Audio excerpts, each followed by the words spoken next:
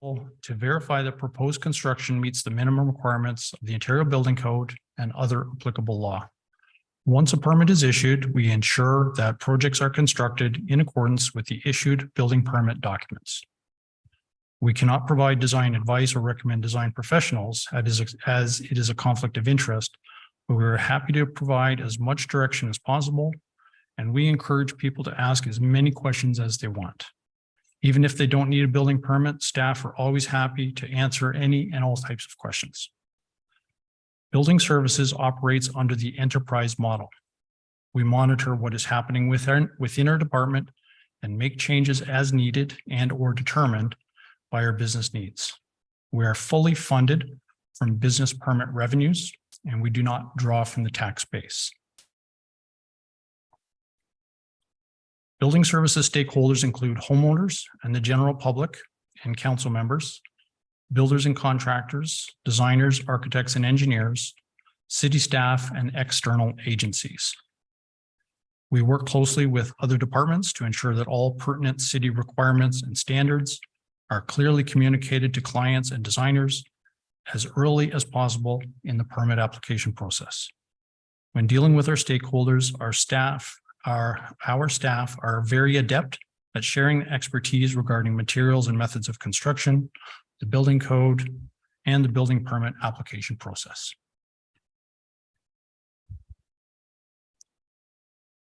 The building permit application process may seem to be a daunting task, but we continually work to improve our processes so that there is as high a level of ease of use and consistency as possible for our clients.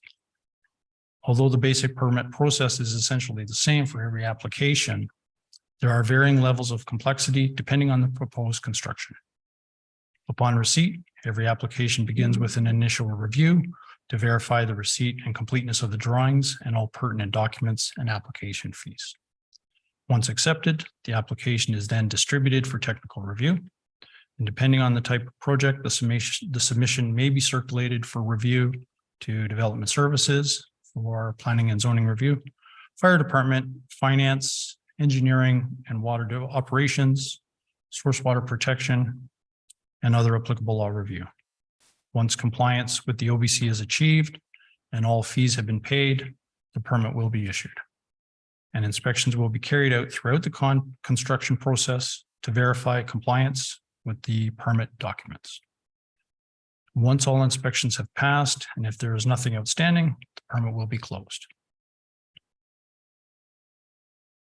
So in 2022, we issued close to 2,500 building permits. This is up about 10% from the previous year and up about 50% from 2020. Almost 2,000 residential permits were issued in 2022, which is an increase of 33% over 2020. In 2022, Building Services revenues were over $6.6 million, and construction value for permit applications was over $1.2 billion, with construction value for issued permits at just over $865 million. Over 24,000 inspections were performed in 2022, and 97% of those inspections were completed with ministry mandated timelines.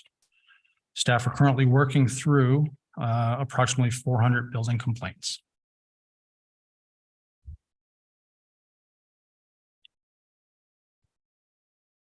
This spring, we will be celebrating the 5-year anniversary of Apply and showcase enhancements and upgrades made to the system, which have been well received by both staff and clients. The immediate benefit of this most recent upgrade includes an enhanced user-friendly portal for the public and an updated interface for staff. You'll excuse me, there's a typo. It's not 80%, it's 60%. In 2022, almost 60% of all inspection requests came through the Apply portal.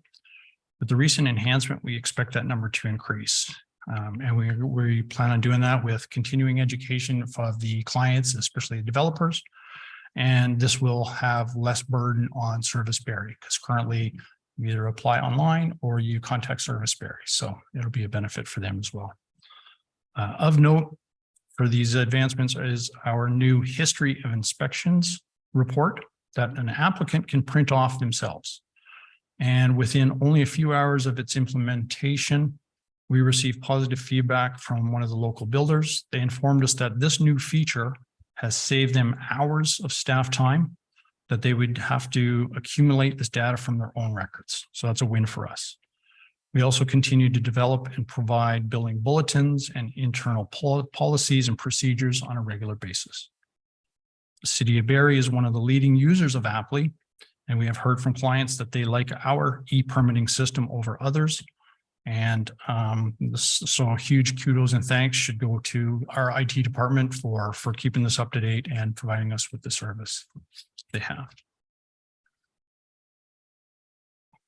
So as many of you know, on July 15th, 2021, portions of Barrie were devastated by a tornado that caused substantial damage to homes and businesses. And previous tornadoes in the City of Barrie, as well as across the province, also warn of vulnerability to loss and damage from severe winds and wind hazards. On August 9th, Council, as sponsored by Councillor Harris, directed staff to propose to the Ontario government specific measures to modernize the OBC with respect to severe wind protection for new homes. Michael Giannotta, our former CBO, worked on the proposal along with the Canadian Wood Council and members of the Institute for Catastrophic Loss Reduction. The official submission was forwarded to the Ministry of Municipal Affairs and Housing in May of 2022, and they informed us that the proposal was a very detailed submission and very well received. The ministry's review process is not made available to the public, but in the event the ministry's analysis is not complete for the next code cycle, which could be this year, next year, or the year after, they are prepared to do an interim code amendment if necessary. During this process, the ministry also stressed that a proposal to the national code would be very helpful in moving us forward, and they are aiming to harmonize provincial and national standards. Michael Giannotta continues to work on this on behalf of the City of Barrie with the Canadian Wood Council and the Institute for Catastrophic Loss Reduction. And that is building services in a nutshell. Is there any questions? Yeah, just before they go, thank you, Mr. Evans, for the presentation. First, I want to apologize for not properly introducing you at the beginning, so I apologize for that. And just before we go for questions, please note credit to Councillor Natalie Harris for the action on the building code change related to the tornado. So there was two Harrises at one point, so thank you for noting that on behalf of Councillor Natalie Harris. Thank you. And so I'll turn it over to members of committee for any questions. And there's, I guess, standing members online. We have looked to you first.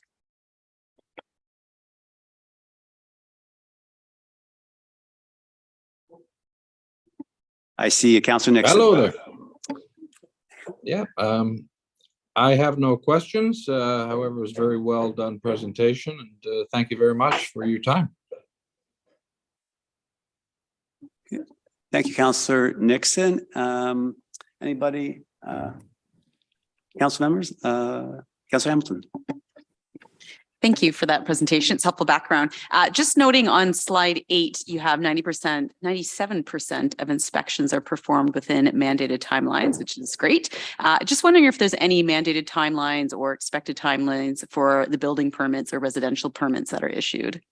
Yeah, there are mandated timelines for a review and issuance of building permits, and that includes residential, commercial, industrial, and institutional as well. Yeah. Okay. And how do we stack up with meeting those? 97% for the inspections is the number we like to show off, of course.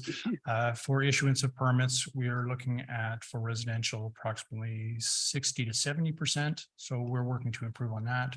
For commercial and industrial, it's a little bit higher in terms of permit issuance.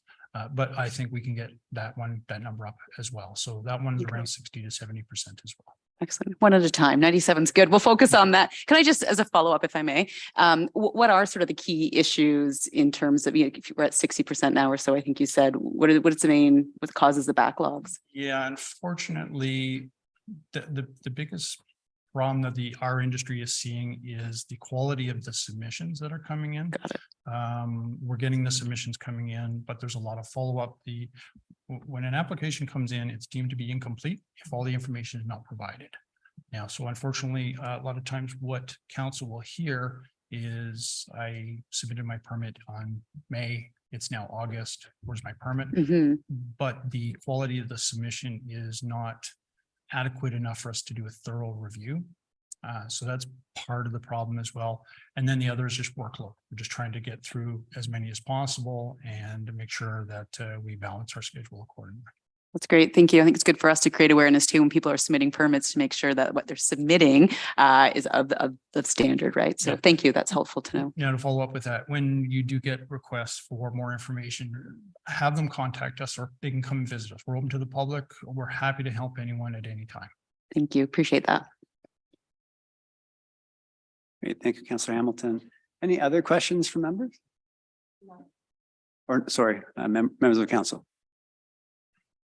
Councilor Morales. Thank you, Chair Harris. So I've had, I'm aware of a couple of anecdotal instances, and I say anecdotal because it's not statistical, where people submitted an application and they didn't get feedback. Now, I don't know the detail, whether they were told they were incomplete and then they inquired and didn't get a response, or they just didn't get a response at first. At least 2 residents, so what I would call like unsophisticated applicants, meaning they're just everyday people, and 1 industry person. So they have representatives, they have people who do this. What are we doing to ensure, because in those 3 examples, I can think of a recent memory, what ended up happening when I kind of followed up is the file was on someone's desk and they just happened to go on vacation. Now, staff are entitled to go on vacation, but are we doing anything so we kind of get into a culture of, if you're going to go on leave for whatever reason, make sure you hand the file off to someone, because they could be the 1 gear in a multiple gear system, and it's kind of slowing down both for the applicants and for staff as well. Yeah, unfortunately, that does occur, and that is something that we need to improve on. Thankfully, it doesn't happen too often, and when it does, I like to hear about it so that I can speak to the supervisors to make sure that we have some processes in place so that doesn't happen again.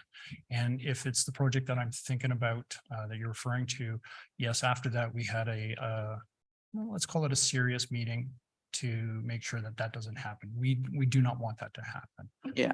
And I don't ask the question for punitive justice. It's more so, Mhm. again, people are entitled to go on vacation or on their leave for whatever reason. It's just more if they hand it off to someone else, it keeps things smoother. Yeah. And I'm sure there's some files that it has to stay with that person. So obviously I'll let staff do their job. But I think when we can work at that kink, it just restores confidence a Yeah. little bit in applicants. Yeah. So, For sure. okay, thank you.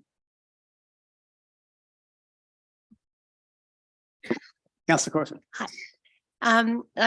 You did mention that there was conflict if you cannot comment on designs. Just a little clarification. So, is there any type of encouragement on expanding on accessibility to include universal design, or is that something that comes directly from provincial, and it would be a conflict to actually do that on a municipal level?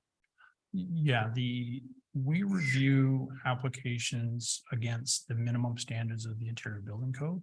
If somebody wishes to propose something over and above that, that's great, but we can't force anyone to do that. There's no form of encouragement, No. because it'd be conflict, I'm assuming. The minimum of this is the building code, which is actually in Ontario stricter than any other province. Mhm. So we're ahead in that sense. There are sections in the interior building code. It's called 3.8 that is greater than the national code. And so there are a lot of things that we are a little bit further ahead in that sense. That's encouraging. Thank you. Okay, thanks, Councillor Corser. Any other members? I don't see.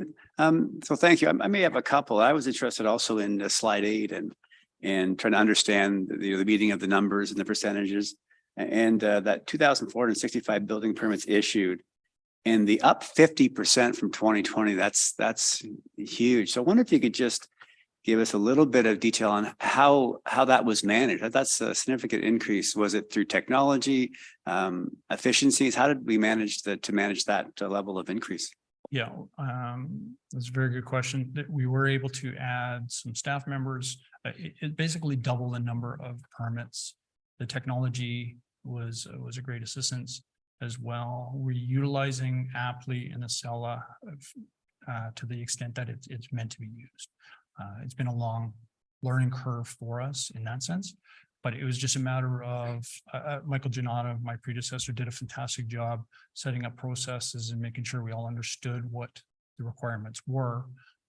So instead of like just doubling the staff, we were able to utilize the staff to the full extent and get through them, basically get through the permits. Yeah, That's great. Thank you. And just curious if linking that 60% number through Apply, the booking, is there still capacity then to take on more volume given the efficiencies, or is like where are we as far as our capacity?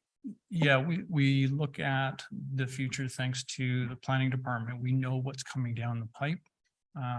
There's a potential of about 8,000 units that could be applied for this year. We don't see that happening just because of the construction issues with labor shortages, et cetera. But that is a potential. We will monitor that and adjust accordingly. We have to plan sort of in the future. What we have going right now is a plan for succession training so that we can train from within the department and move people up into more advanced technical positions. And so far that's been working out very well. So far we're just starting, but it's just a matter of monitoring it, looking ahead, getting the information from the planning department so that we know what's coming down the chute. And yeah. Thank you. Maybe one last question. 97% of inspections performed within mandated timelines. That's a high achiever number. It sounds like 97%. Well, the water is 100%, but we understand why water from last night. But can you give me perspective on, and those watching and here tonight, how is that performance related to other municipalities? I mean, are we in the top 1%? It seems like a pretty awesome number, but just wonder how we compare or if that's even fair. Yeah, our building inspectors do a fantastic job receiving the requests. Service Barry does too. They do an amazing job getting the request to us in a timely manner. The advancements of Apply have allowed the request to come directly to the inspectors. They're amazing at getting back to the clients and contacting them. And that 97% means the inspection is done within 2 days, but a lot of them are being done the next day. And I understand, I just found out last week that some of them are being done the same day as well. So 97% is an extremely high number. I don't know about other municipalities. I've never asked, but we're quite proud of the work that they're doing. Great. Thank you.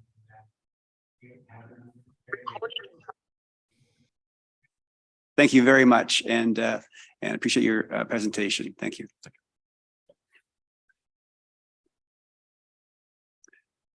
So noting the clock, we won't start our meeting until 6 p.m. So we'll have a little bit of a interlude here, and we'll start at 6 p.m.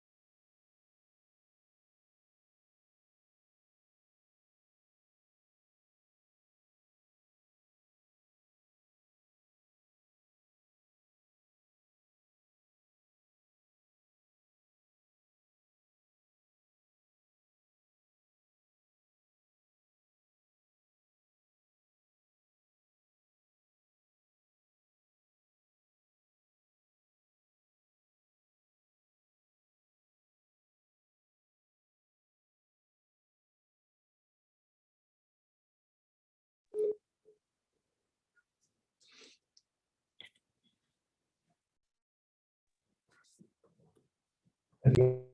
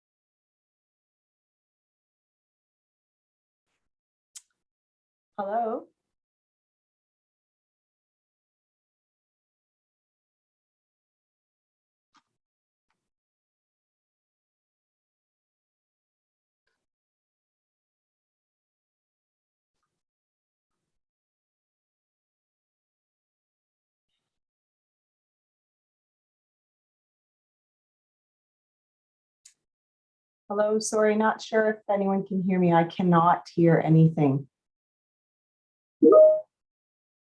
Ms. Clement, I'm not sure if you can hear me. Thank you. Yes, much better. Wonderful.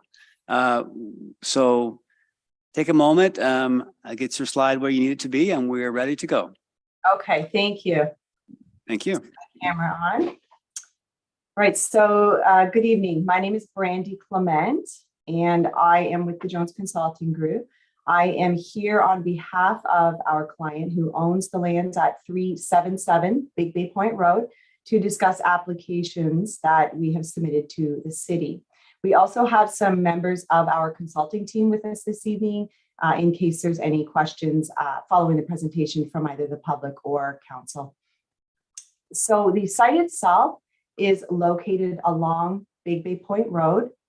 It's between Loon Avenue to the west and Ward Drive to the east. It's approximately 0.57 hectares in size. Frontage along Big Bay Point Road is 51 meters, and the depth of the property is approximately 110 meters. It currently contains a one-story single detached dwelling, and this was previously used as a daycare facility. Next slide, please.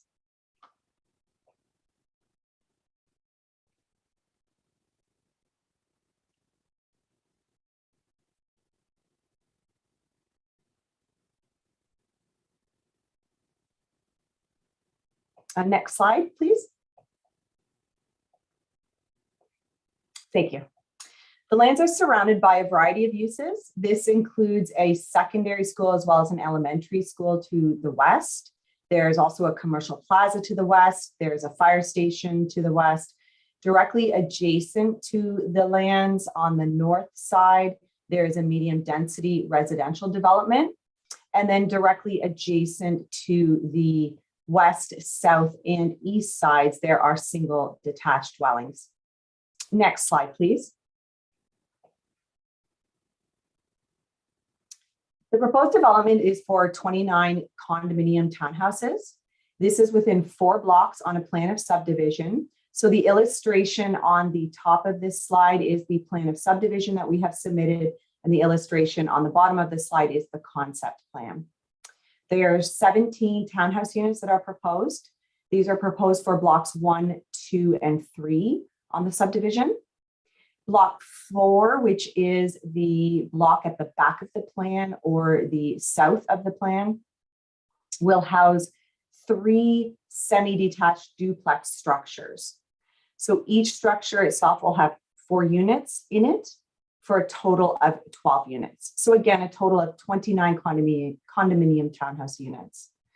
Block 5 in the middle of the plan includes the private roadway, the amenity space, as well as the visitor parking spaces. The proposal is for 2 parking spaces to be provided per unit, 1 for the garage and 1 for the driveway, as well as 11 visitor parking spaces. Next slide, please.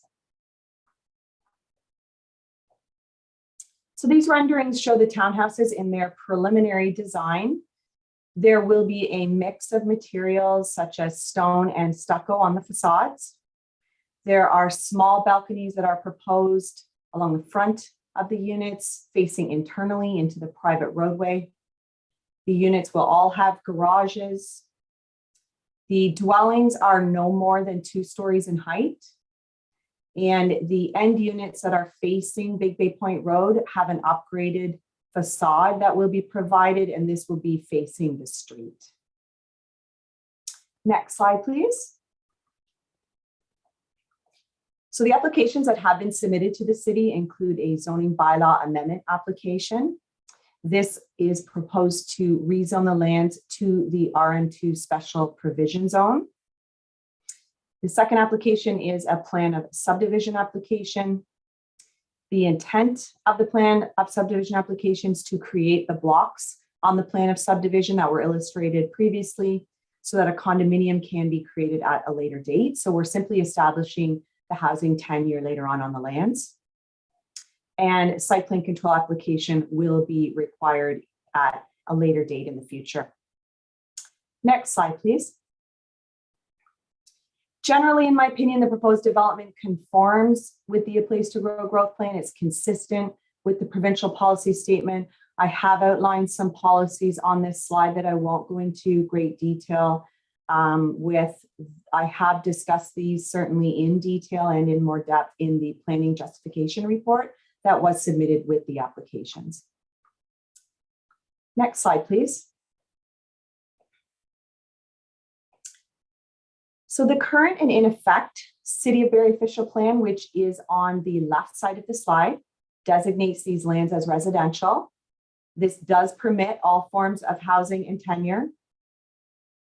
Medium density residential development, which does include townhouses, is permitted at a density of no more than 53 units per net hectare.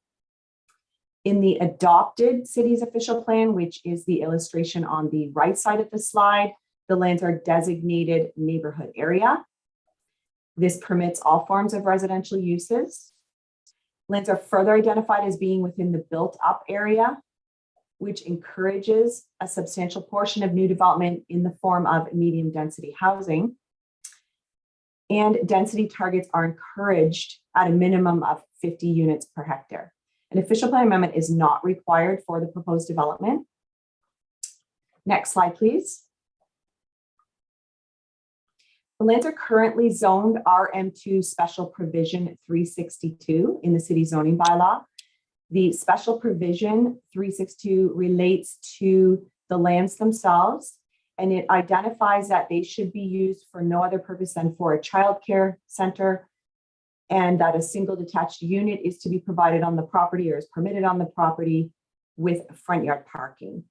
This current zoning exception recognizes the use that was currently on the property. There was a zoning amendment many years ago on these lands for this purpose.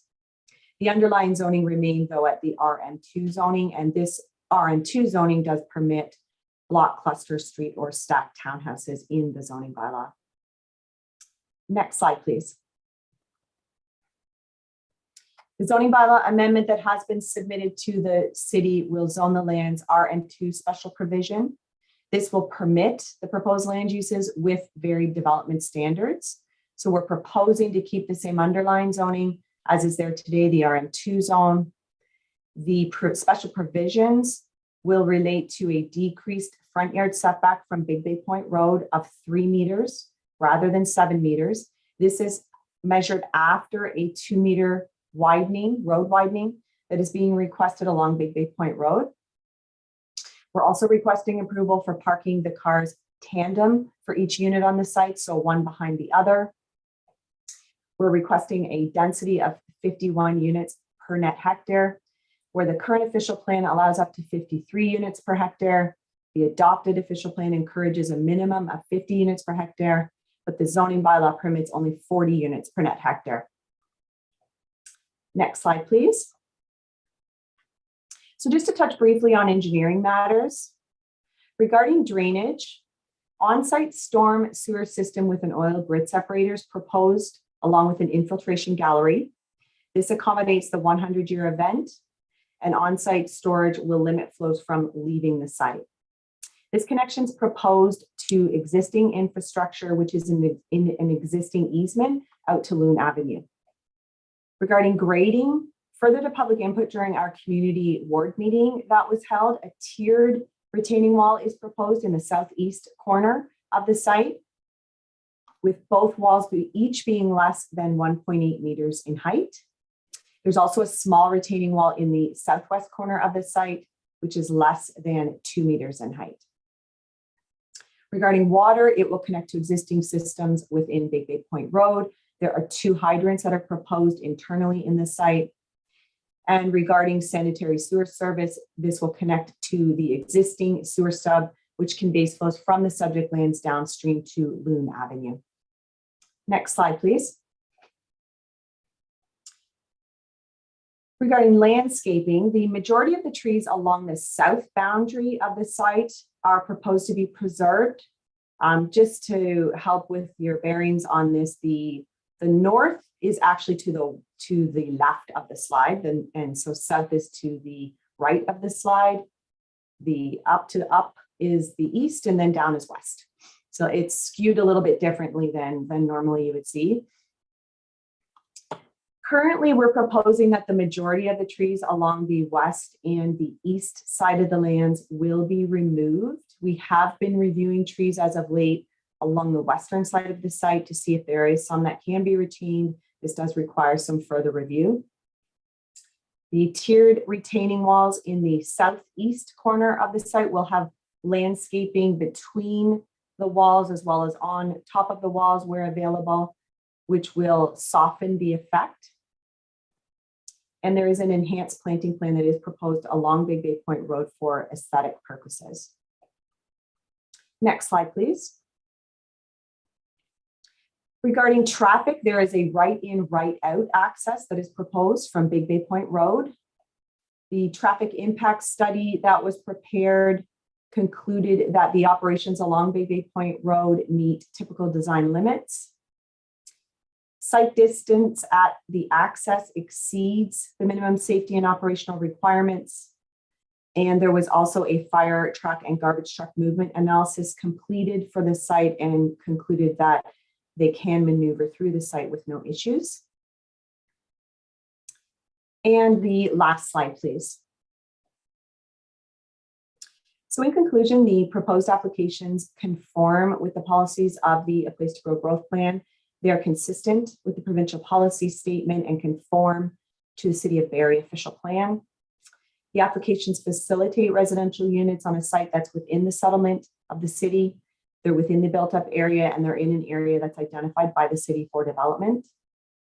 Development is compatible with the character, the form, and the planned function of the surrounding neighborhood. The lands are currently disturbed. There's no natural heritage features on the lands.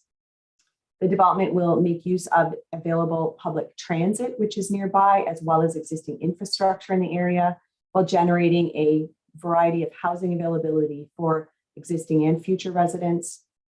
And the development will better utilize the land and is a good example of an infill development within the city's built up area. Thank you. That concludes my presentation. Great. Thank you, Ms. Clement. And just before we begin public comments, for those just joining the meeting virtually and have not yet registered and wish to speak, please email cityclerks@barrie.ca or call 705-797-5353 and staff will send you the information required to participate virtually.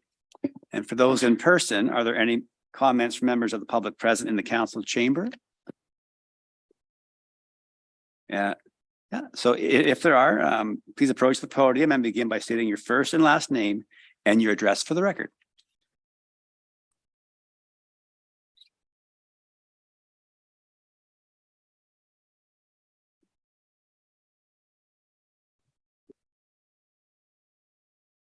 Hello, I'm Judy Beck and I live at 74 Ward Drive, and I'm just here to find out about the last proposal there. I was, of course, been here for 27 years looking over all those beautiful trees, and I was just wondering when Ms. Clement said no natural heritage features, I'm just wondering if a 150-year-old tree is considered to be that. I am glad to hear that she's trying to save some of the trees in the south side of the lot, and if there's any way to save any of the trees on the west side of the lot, that would be in a lot of our interest too, for aesthetic purposes and to save the tree too, right? They're very beautiful trees. Also for drainage, I was talking to a tree expert too, so there's a lot of reasons. I know you're proposing 1.8, they're proposing 1.8 high retaining wall. That does concern us in the back. How will that affect our properties when it's 1.8 and then they start building on top of that? And so our fences it's going to be above our fence line, the retaining wall, and then they're going to start to build. So those two things are our biggest concerns. And if there's any way to change it, that would be great. Thank you. Ms. Beck, thank you for your comments. Is there anybody else? Good, thank you. Again, first and last name and address, and thank you. Good evening. My name's Diane Lamb. I live at 21 Loon Avenue. Thank you for giving us this opportunity to talk. So I live at Loon Avenue with my partner, David Harvey. He's going to talk as well. My home backs onto the subject property, the development property. I've got three concerns about the development. One was about the trees, which maybe has been addressed. Thank you to Sergio and the developers and the consulting group for your hard work. Maybe for finding a way to save the trees. I'm appreciative of that. My second concern is drainage. Currently, the land slopes downwards on both sides of Big Bay Point Road, slopes down to the north and slopes down to the south. Loon Avenue is on the south side of Big Bay Point Road.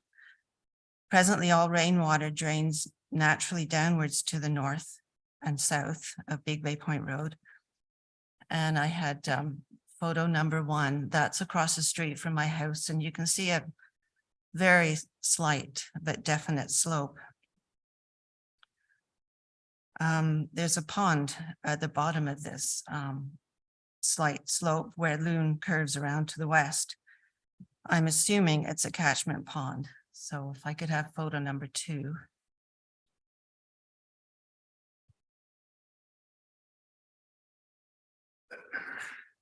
The next one.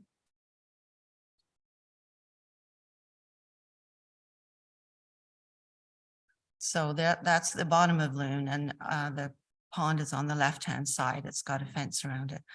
So I'm assuming it's a catchment pond. I'm not sure. The plan for the development is to raise the level of the land up so the rainwater drains not in the natural southward direction, but the opposite, northward onto Big Bay Point Road. And I've got 2 worries about this. By building up the subject property higher than the surrounding properties, there will be flooding in our backyards and basement. I know there's a report or a study or plans to stop this happening, but I still worry about it. My second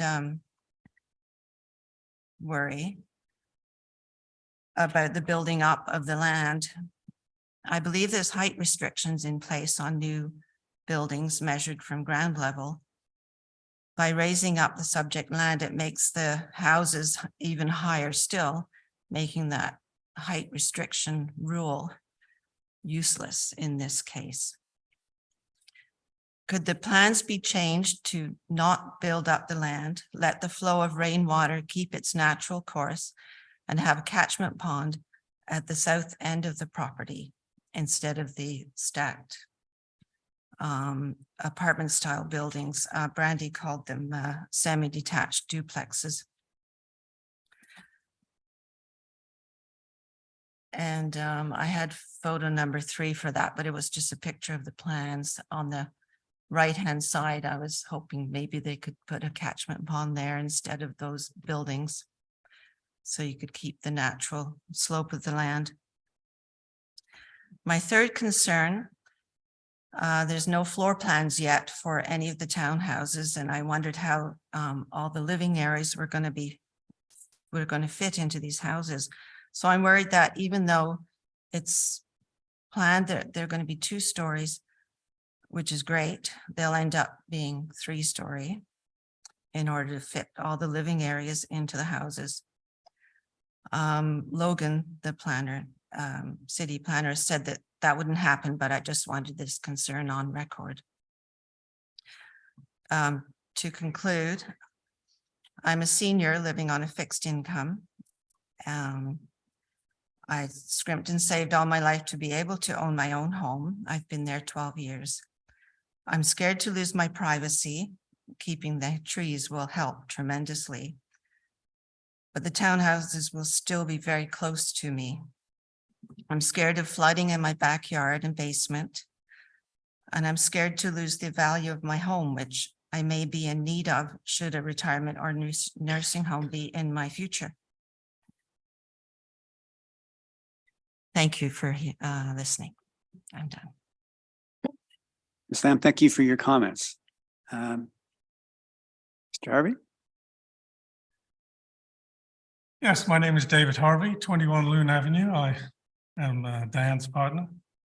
I had a whole thing here I was going to say, but just to cut to the chase, everybody that I talk to who lives around it is very upset that the land is being built up 10 feet beyond its existing grade at its highest point.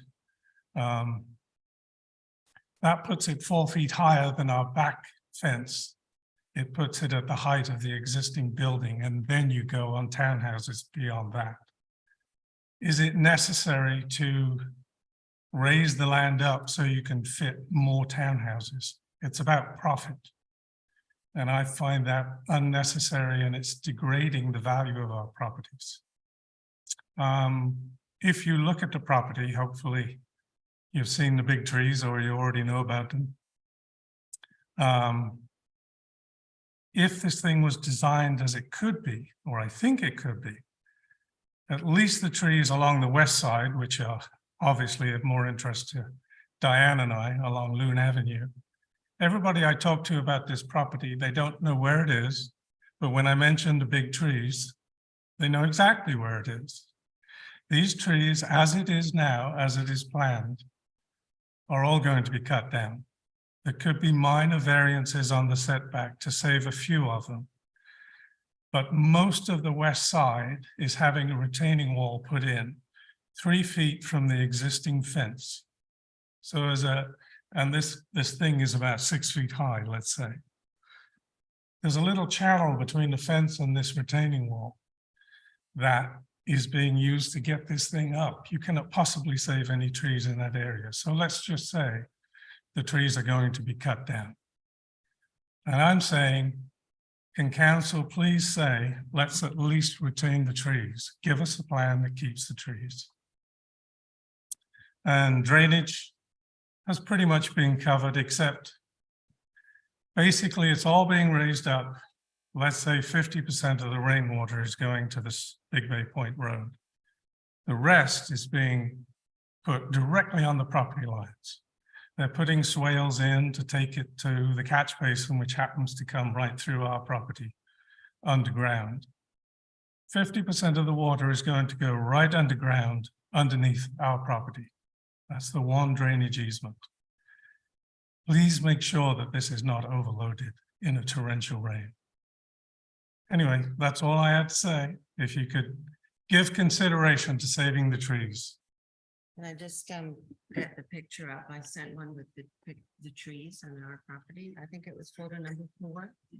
Yeah, thank you. So can we bring up the picture with slide 3? 4, sorry, slide 4. Number 4, yeah.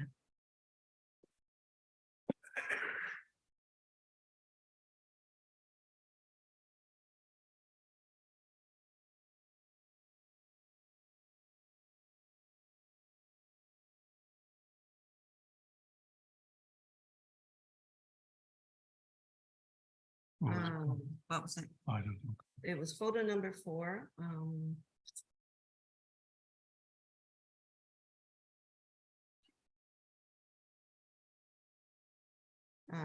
Photo number 4. Just anyway, it's a picture of our row of houses on Loon Avenue showing how huge these trees are.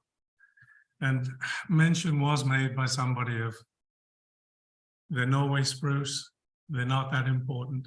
I totally disagree. It was a minor mention of could it not be considered a heritage tree?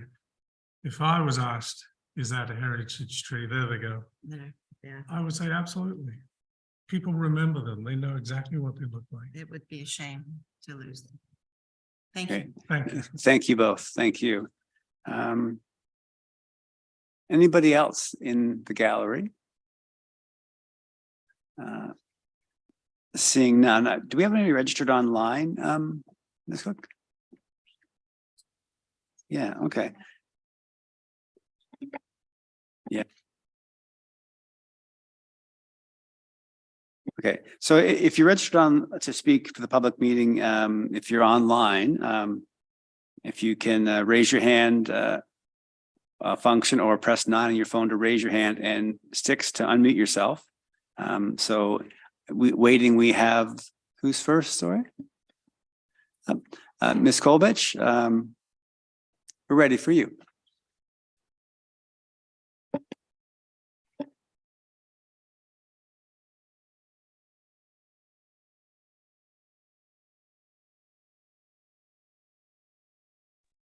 Hi, I wasn't actually planning on speaking to this one. I was going to speak at 49 Collier, but I was very interested to hear about the raising of the property and the trees. So I do have a couple of comments. The raising of the property and then the retaining wall is ringing bells back to, and for some of the councillors who aren't familiar, 1 Milburn is a project that is currently underway, some townhouses that back onto bungalows and 2-story homes currently. They did raise that property as well and put in 3 stories, which they actually almost look like 4-story townhomes that do tower over the bungalows and the 2-story homes there. And the retaining wall, and I would encourage any of you to drive by and have a look at that. It's 1 Milburn. Have a look and walk the street so that you can see it from the perspective of the person who lives on the property looking back, and what's going to happen to the people that are looking into the backyards, because it sounds like it's going to be very similar. What I was encouraged with was that the actual homes themselves look like they're only 2 stories. So I think that's great. I think that's what a lot of people, every time we have these public meetings, are talking about when you're putting homes into existing residential neighborhoods. The townhomes are quite a lot higher than the existing homes that are there. So I think, you've heard that. I don't think anybody's saying don't build them, but I was encouraged to see what they actually look like. So I thank you for that. My other comment is with the new trees that will be planted, and I'm assuming there's new trees, can we make sure that they're native trees and plants, and that they're not all the same, so that there's a definite, they're not all ash, or they're not all elm, or they're not all trees that eventually at some point may succumb to disease, and then we wipe out a bunch of trees. The existing trees that are there, I agree. People are saying Norway spruce at that height are not a heritage tree, but we know in fact they are.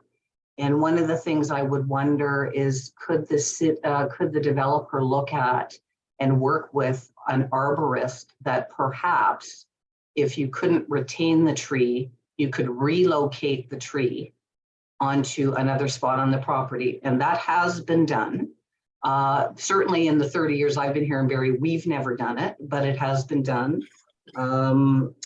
Actually, some of you will remember Al McNair talked about, they did that very same thing at the University of Guelph many years ago. His father arranged for that to happen. And it can be done, we just don't do it. So maybe it's time we start thinking about actually trying to retain some of the big, older, beautiful, healthy trees that we have, rather than cutting them down. And I think that's it for my comments. And I thank you so much for allowing me to speak. Ms. Kolbich, thank you for your comments. Anybody else registered? Okay, great, thank you. So Ward 9 Councillor Morales, do you have any questions of clarification? Thank you, Chair Harris, and just for members of the audience, 1 Milburn, apples and oranges. It's essentially facing on Lakeshore. There's 3-story towns with patios and with a lakefront view. So again, I'm going to go drive it myself, but definitely apples and oranges. And anybody who's bought here 20 plus years ago, I would take those comments with a grain of salt. I actually think 1 Milburn should have been at least 6 stories, because it's on the lakeshore. Now, I have a question for Ms. Banfield. Ms. Banfield, could you describe the type of road Big Bay Point is? We're hearing from a lot of residents on Loon, on Ward Drive, on either side. Could you describe more Big Bay Point in the context of planning? Through you, Chair Harris, to Councilor Morales, there's like something really going on. It sounds a tiny bit more exciting than maybe than our public meeting. But roads are classified across the city in different ways based on the scale of traffic they're supposed to support. And so Big Bay Point Road is considered an arterial road, which is one of the roads that this tends to be a little bit wider, a little bit more heavily trafficked and traveled, which is a little bit different than a local road that a lot of like Loon, for example, is a local road. Okay, perfect. And some of the comments, Ms. Lamb, Mr. Lamb, Ms. Beck, I'm even here looking at on Apple Maps, and the drainage thing hits home. Ward 9, this area of Barrie has been known for years to be very wet. Some pumps are running 24/7, if not close to that. And Ms. Beck, I share your concerns. I can see that you have a shed right at that fence line. So any issues with drainage that might occur, obviously are affecting the structure of sheds all along Ward and Loon Avenue. So could you, in a little bit more layman terms, could you explain to members of the audience what kind of studies the applicant has to do, right? They're posted online. What do they mean? And how can they have surety that they're not going to have drainage issues? Like what standard of responsibility do applicants have to have for things such as drainage when they're building infill projects around existing neighborhoods?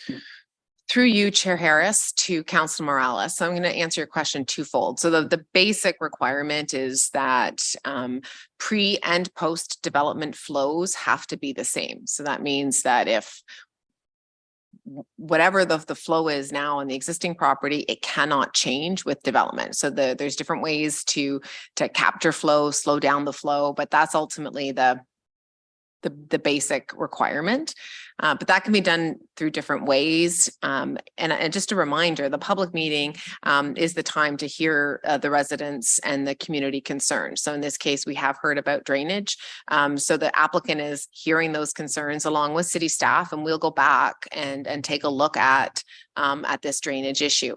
In terms of the numbers of studies that need to be submitted, there's what we call a functional servicing report that takes a look at kind of an initial like servicing the property, but as well as a lot of hydrogeological work that is like stormwater management. Those are some of the terms you'll hear of the reports that kind of look at existing grading versus proposed grading. But again, hearing these concerns, we're not only myself and staff, but also the applicant will go back and take a look at all of those reports again to see if there's improvements that can be made. Okay, perfect. And again, I know this area is not as bad as some of the homes near Shalom Way of South End Barrie, but some pumps running 24/7 and drainage issues are very real. Ms. Lamb had another excellent feedback on floor plans. Now, I know the answer. Applicants don't need to provide floor plans at this stage because this is the beginning of a process. So by the way, I know there were some comments in the media. This has been, and I'll just confirm with a quick yes. Has this property been in pre-consultation since about 2019, 2020, and has been with the initial community meeting finally around 2021? Is that correct, Ms. Banfield? Through you, Chair Harris, to Councilor Morales. Yes, that's correct. Perfect. So, and this is the first public meeting, at which point it's going to go back to staff for an undetermined period of time. The details are going to be worked out, then staff bring forward recommendation. And then there's another public meeting opportunity for residents or anybody interested to make comments, support, oppose, or propose changes. Through you, Chair Harris, to Councilor Morales. So planning department does a neighborhood meeting, which is before the application. So that's not required. It's just a City of Barrie thing that we do. This is the statutory public meeting that's required under the Planning Act. Any planning decision, though, is always made in the public forum. When it comes time to bring a recommendation report back to council, it will go back to general committee, which again is out in the public. Anybody that's signed up and has given us their address, email address, will say, hey, this is going back to planning or to general committee. And then the process is if, say, general committee makes a recommendation that anybody doesn't like or agrees with or doesn't like, they can do a deputation at council before council makes the final decision. Perfect. And what I'm getting to that is, while it seems logical that they would provide floor plans, especially if they're already having renderings, they're not required to at this stage. It's not an elusive thing. It's not a bait and switch. It's not something that city can require. However, I like Ms. Lamb's question because it's not so much to snoop where the kitchen's going to go, where the stairs are going to go, but it's to give context as to how it's going to be a unit. And I actually agree with Ms. Lamb a lot. I haven't yet seen a 2-story townhouse with a 4.5 frontage. I've a 4.5 meter width in the front. I've seen 4.5 meter townhouses with 3 stories. I've seen them as low as 4.2.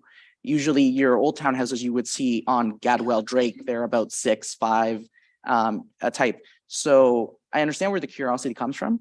And I guess the question to you, Ms. Banfield, is how can we keep the trust of the public that goes, wait a second, that's concerning. That's not a type of unit that's in the market, and still balance, I guess, the rights of the applicant to provide the information at the stage that they need to.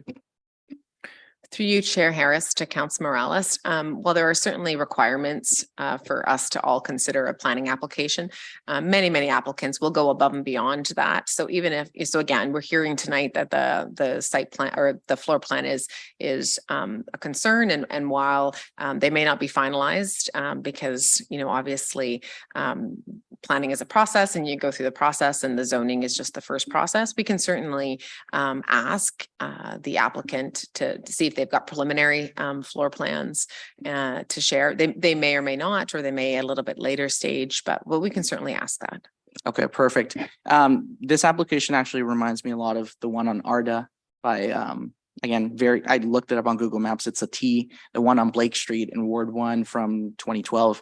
So it seems to follow a standard model. I'm not too much concerned about traffic. This was an active daycare for over a decade, and daycares are busy. So I'm not too much concerned about that. I know people were loud, people were yelling. I'm pretty sure, I remember Mayor Lehman actually had to cut off someone during the ARDA project and almost kick them out. So I really, I just want to take the time to thank the residents. I know this is stressful and this file has been ongoing for over 2.5 years. And I know people are thinking about it every day. So I want to commend at least the decorum. And I do want to commend the applicant as well. Preliminary discussions are that they heard the feedback loud and clear from both sides, Ward and Loon. They think there's a good solution for the west side, nothing set in stone. And Ms. Beck, your comments and just seeing the topography of the land there, if we can save something on along Ward Drive, absolutely we'll save it. Ms. Colbatch is correct on that, and these trees are, for the most part, viable. So here's a question to you, Ms. Banfield.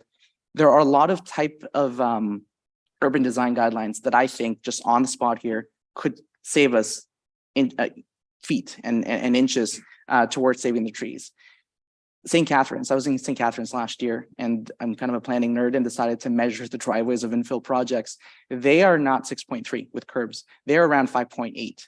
That basically means that private driveway is less wide in St. Catharines. So it's less wide. So St. Catharines, and these are not projects that got approved yesterday. They have been around for a while. I know developers in town have shared with me that they've gone to the United States in Massachusetts, and they're also wider driveways. So at what point, Ms. Banfield, does planning staff balance the need between a different type of standard with roads and setbacks in order to achieve a goal, which is preserving the trees, because 1 or 2 meters here might be a huge difference for residents? Through you, Chair Harris, to Councilor Morales. So again, typically what happens is the applicant will hear these questions, the feedback, they'll take a look at their site plan, and often they come back to us and they'll say, hey, City of Barrie, if I can reduce this standard, I can save this tree, and it really is an open dialogue. And, there's many reasons why applicants ask us to vary standards, and preserving trees is certainly one that I think is valid for sure. So we're open to it for sure, and it is a bit of a dialogue. So that might mean the final report might come back to you with maybe a shorter front yard or a shorter side yard or something like that, that gets identified just for the overall intent to preserve trees. Okay, perfect. Those are all my questions. Okay. Thank you, Councilor Morales, and thank you for those who commented. If anyone would like to submit written comments, you're asked to email Logan Jeffermans, planner in the Development Service Department, at logan.jeffermans.barrie.ca. So at this point, we'll move on to our second public meeting.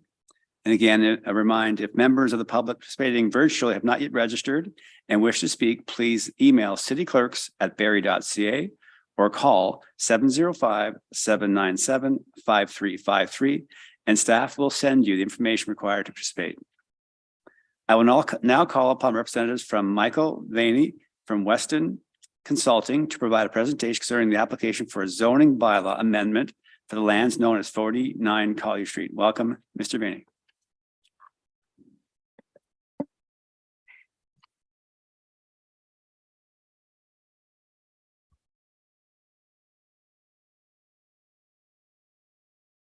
Good evening, members of committee, those at home and those in the gallery and staff here this evening. So my name is Michael Vaney. I'm a associate with Weston Consulting. I'm also joined here by Andrew Shields, who is the project architect on this project. So I'm here to speak to you this evening about 49 Collier Street, which is actually consists of 6 separate parcels. So it's actually municipally addressed as 47, 49, 51 and 53 Collier, as well as 9 and 23 Owen Street. It's located at the south east corner of Colliers and Owen. Next slide, please. So just briefly, before I get into the application, I just wanted to do a bit of a shout out to our consultant team that's put together a lot of effort into putting this application before you this evening. Many of the names on the screen you would likely know from within the Barrie area. Next slide, please. So in terms of area context, the site is, as I said, located at the southeast corner of Collier Street in Owen. It has a site frontage of about 41 meters on Collier Street and 68 meters along Owen. Ultimately has a site area of 2,500 square meters, or about 0.63 hectares. The picture on the screen is a bit old from the aerial photography. The site is currently vacant and all of the previous structures are no longer there. It's also abuts a laneway on both the east and southern sides of the property. The southern portion of the laneway is owned by the city of Barrie, while the one on the east side is privately owned by the neighboring property. Next slide, please. So just in terms of a quick policy context on this, as most of you know, planning in Ontario does follow a top-down approach and looks at provincial policy to guide development applications throughout the province. In this particular instance, there is the growth plan that we look to, which designates the central area of Barrie, or the downtown area, as an urban growth center. So this is an area that is typically the focal point for growth and intensification, generally within mixed use development contexts, and would ultimately see the highest and greatest forms of development within the municipality. In particular, the urban growth center has minimum density targets of 150 jobs and persons per hectare. Next slide, please. So in keeping with that top-down approach, the city's official planning documents does take that provincial policy into the context when determining the land use planning principles and land use permissions for this area. The downtown core is similar in size and shape as to the urban growth center. The current City of Barrie official plan does designate the site as city center, which, as I said, does permit a mix of uses in medium and high density built forms. The city's new official plan, which was approved back in February 2022, but not yet in force from approval by the ministry, designates the site as high density. So fairly similar to what the current official plan designations permits, and also permits a range of residential, institutional, and commercial land uses. Next slide, please.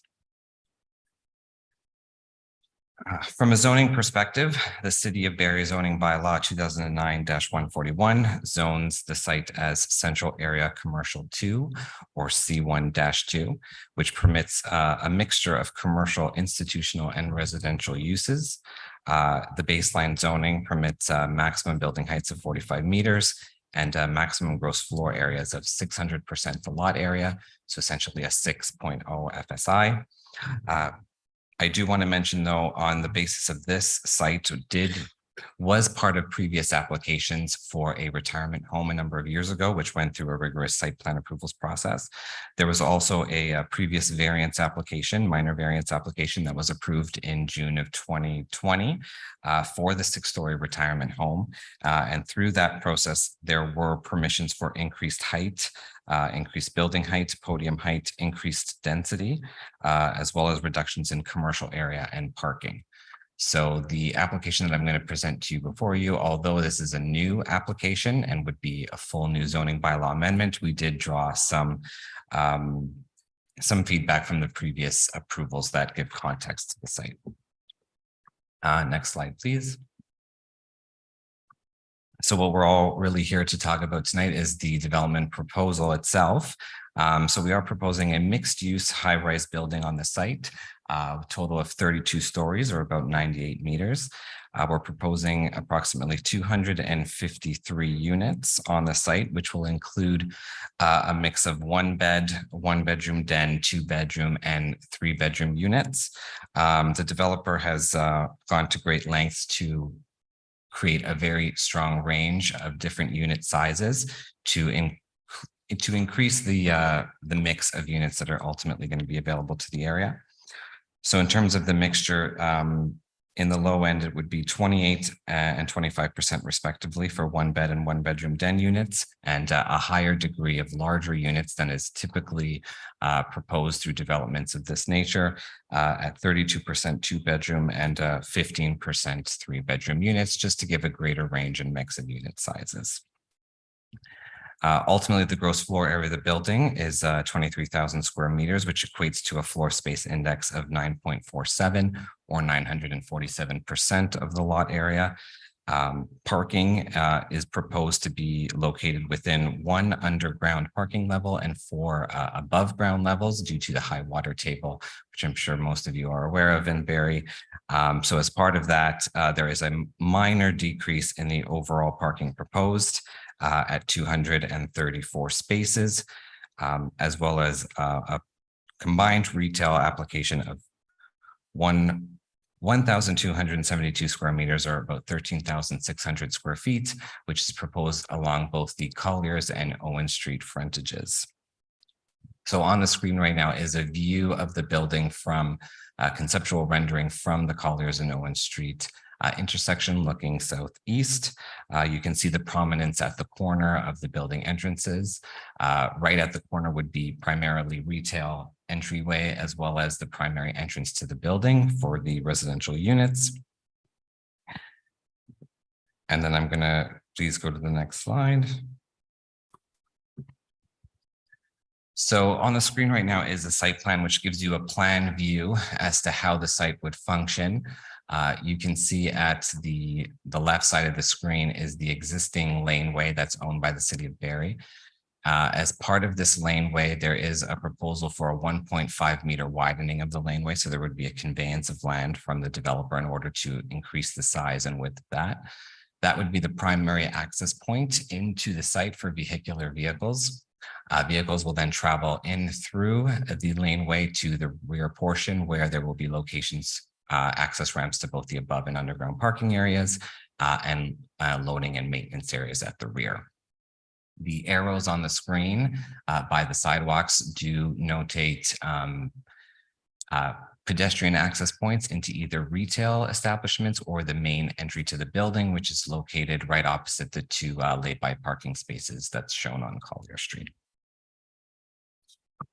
Next slide, please. This slide provides a little bit more context in terms of the ground floor plan. So there's actually two ground floors really on this site. Those that know the area, Owen does slope down substantially as you move towards the lake. So the area along Owen, there's almost one ground floor on Owen, and then there's almost a second ground floor on the Collier Street portion. So what you see right here is the, I guess, the upper level from Collier's as the frontage. So there's the central entry feature off of Collier Street and two retail portions. And then at the back, it says where it says residential amenity, that is actually the second floor if you were standing on the sidewalk, and underneath would be further retail components to be the first floor of that grade change. We have emphasized putting retail along both frontages. And as I said earlier, about 1,200 square meters of retail space, currently divided in a few different units, but through the application process can be amended to fewer units that are larger depending on marketability. Next slide, please. So on the screen now are the building renderings that give a little bit more context to the design of the building, and I can turn it over a little bit later to Andrew Shields, the architect, to give a little bit more detail as to some of the design vision that goes into this building. At present, these are just conceptual renderings that will ultimately be detailed through the site plan application process in terms of building materiality. However, there's been a lot of emphasis put on high quality materials and ensuring that this building fits within the community context. One of the biggest features is putting the parking above ground. You know, nobody wants to see above ground parking. It's quite unsightly. And what the applicant has done in consultation with the architect is also proposing a very large public installation, public art feature, which if you look on the screen, it's just above the second floor, and with the variation in colors. This would be a public art feature that would go around the building to screen the parking area. And the developers committed to working with, assuming the application proceeds through approval, is very happy to work with a local artist to kind of help develop that through the site plan process. So as you can see, in terms of the building, the variation of this building from the previous application was that it's a much smaller floor plate, which does allow for a less shadowing impacts over the overall area, despite the increase in height. One of the key considerations that was done through the pre-consultation process and through working with staff is making sure that the urban design components were carefully considered. One of the main points of that was how this building would integrate with heritage properties along Dunlop Street. And in doing that, there were a number of design iterations that went back and forth. And ultimately, as you can see in the image in the middle, the building does terrace down substantially, almost down to 2 stories, where it would interact with the existing 2-story buildings on Dunlop Street, so that there's a bit of a transition, and also to take advantage of some of the natural grade within the site.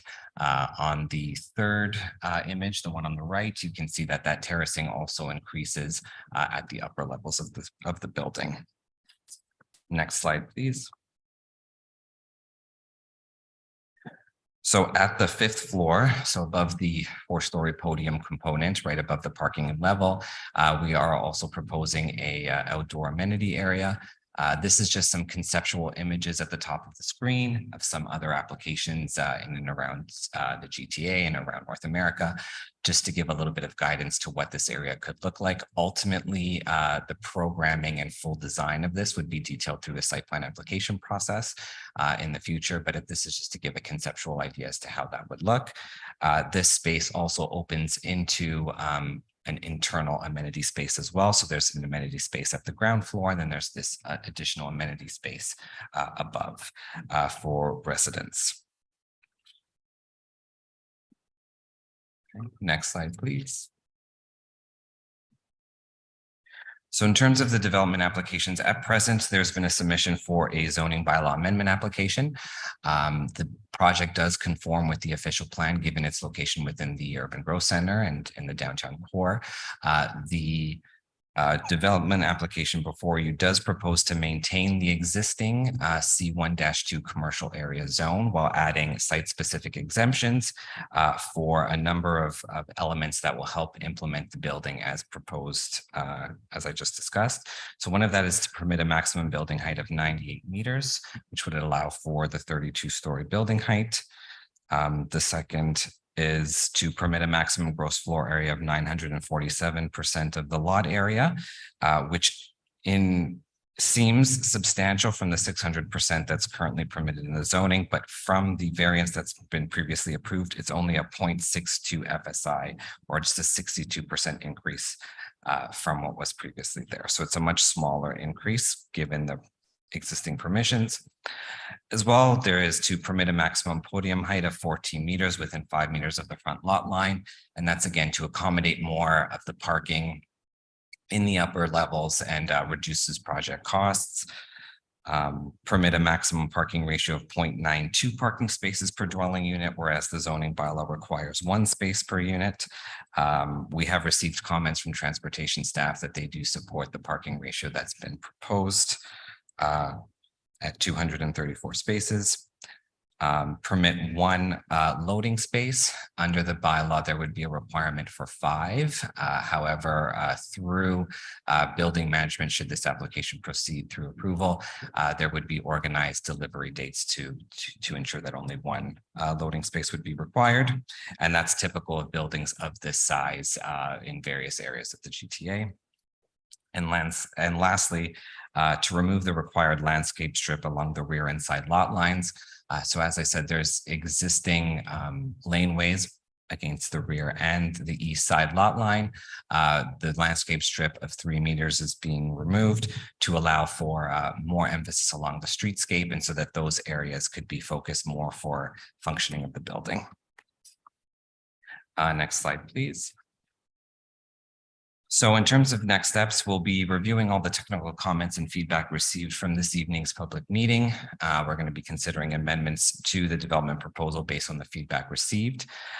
We're also going to be resubmitting the development application to ensure all of the department, agency, and public comments have been considered and fully addressed.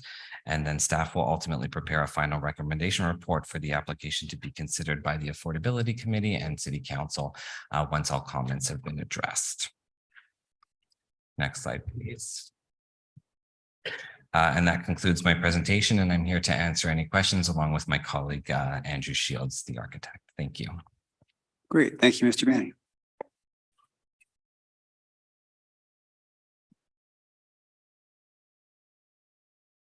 So now we'll welcome participation from anybody in chamber. So are there comments from members of the public present in the council chamber? And we do have, Madam Clerk, we do have some registered. Are they for in person or online? Do you know? Okay. Okay. Okay. Just takes a while. Okay. So if you're here to speak on this matter, please approach the podium. Begin by stating your first and last name and your address for the record. Thank you. So my name is Tracy Strom. I'm also known as Tracy Daniel Strom. I am the owner and resident at 117 Owen Street.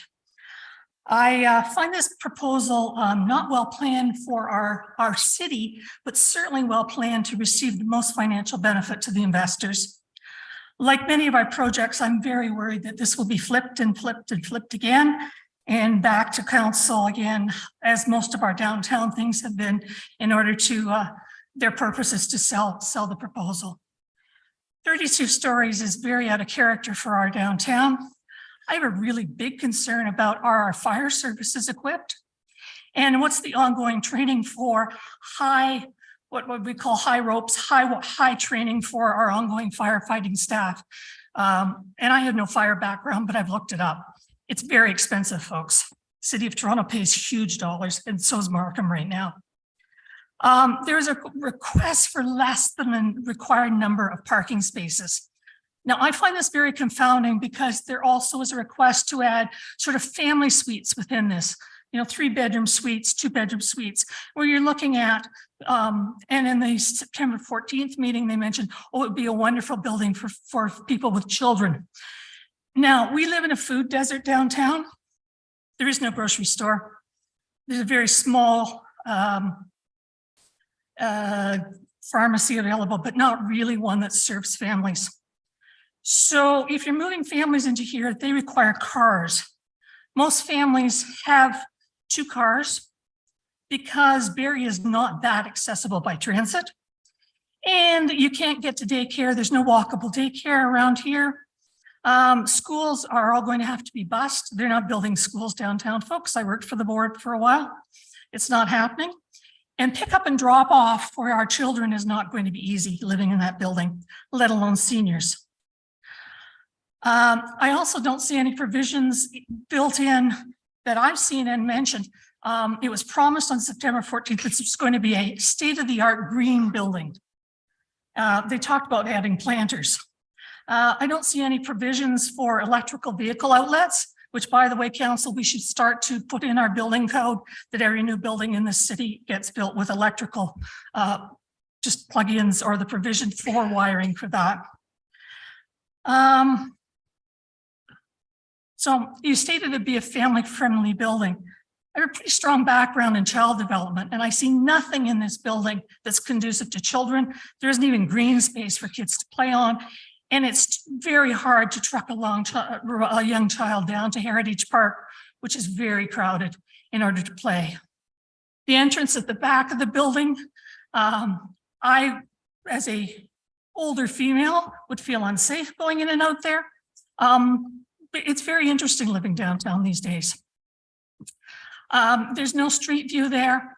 And my feeling is that the laneway is way too small, and especially given our snow loads.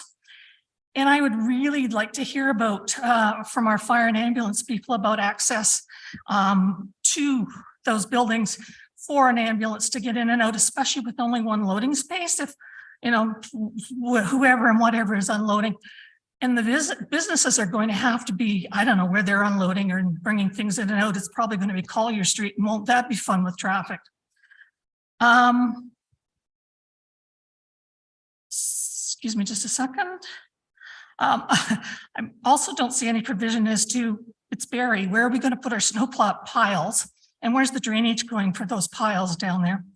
Our sewers in our neighborhood are old. I realize Dunlop was redone, but from Owen down Dunlop, that sewer is very old and very iffy as to whether it will hold.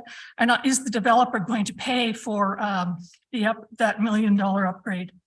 I know we're getting somewhere with the Sophia Street up further up. I'd hate to be saying to residents that our sewer's backing up, because now we have another 253 plus the commercial plus down below. This building's planned for developers of profits, but not to profit the residents of the city of Barrie. We're looking at asking for much more of our the footprint to be developed than I see is necessary in downtown. Thank you. Ms. Strong, thank you for your comments. Is there anybody else in the chamber wishing to speak? Yep. Yep, please. For the record, state your first and last name and your address. Thank you. Nick Rinaldi. I just found out about the meeting about an hour ago, just an hour before I came anyway. My name is Nick Rinaldi, I just said it, and I own Rinaldi, just on 58 Collier. Now, we've been there 24 years. And we bought the building, that building was built 1847. So when we moved in, we put a lot of money into to fix it, to remodel everything. So what I'm concerned about now is when they do the construction across from us, is what's going to happen to an old building like that. Another thing I'm concerned is that we had a nice view before. Now all of a sudden they're going to block us from that view. So I don't think that's fair, because we've been there a long time. So I don't think that that's appropriate.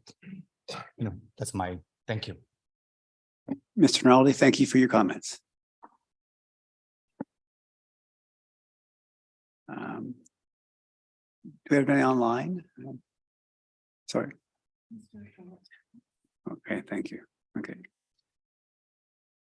Just as a reminder, I'll just note if you're registered to speak for the public meeting, please raise your hand function or press number 9 on your phone to raise your hand and press number 6 to unmute yourself.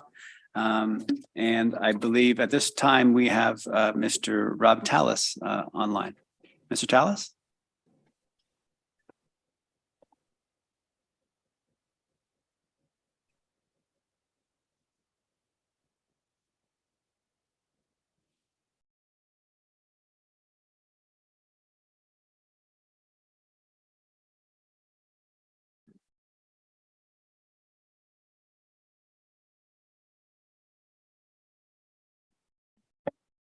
Mr. Tallis, can you unmute yourself? We're ready for you.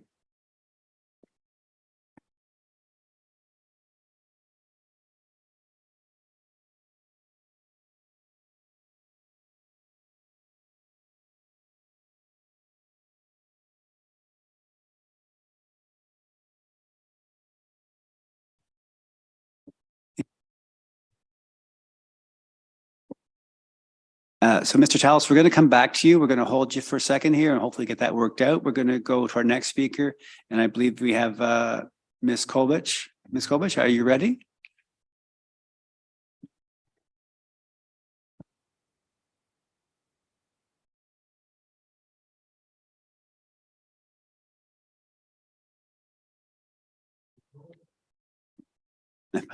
Ms. Kovich, go ahead if you can hear me. Yeah, thank you. Thank you. So I did attend the earlier meeting and I was a little bit surprised about the height of this building.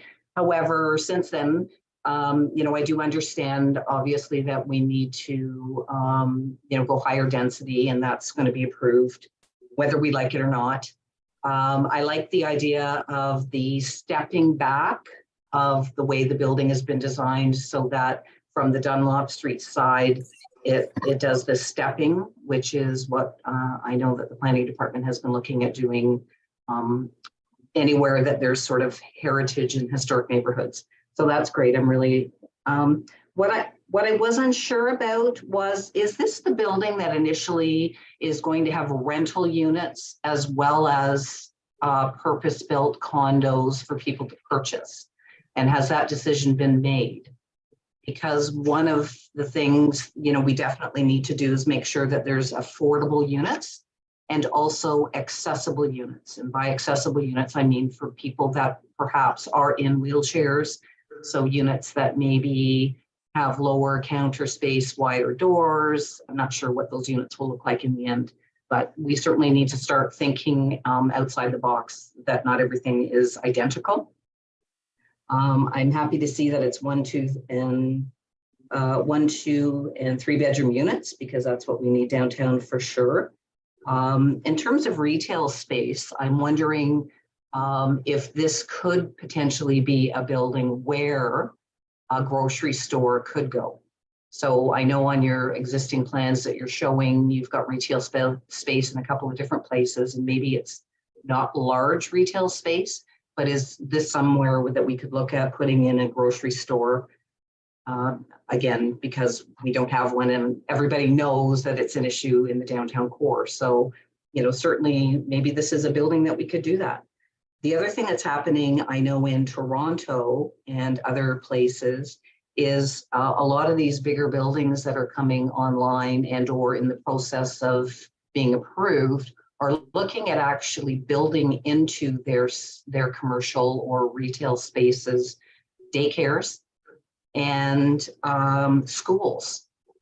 So, you know, is this anything that, you know, we could look at doing? And whether it's this building or any of the larger downtown buildings that are happening, because we certainly need to provide, you know, education, daycare, clinics, etc. So that's another thought here. And whether it's with this particular building or elsewhere. Parking, the parking, a little concerned about, because Barrie really isn't transit friendly. And I know we're trying to get there, but we're not. And people need to drive to get groceries. And a lot of people that live in Barrie work elsewhere.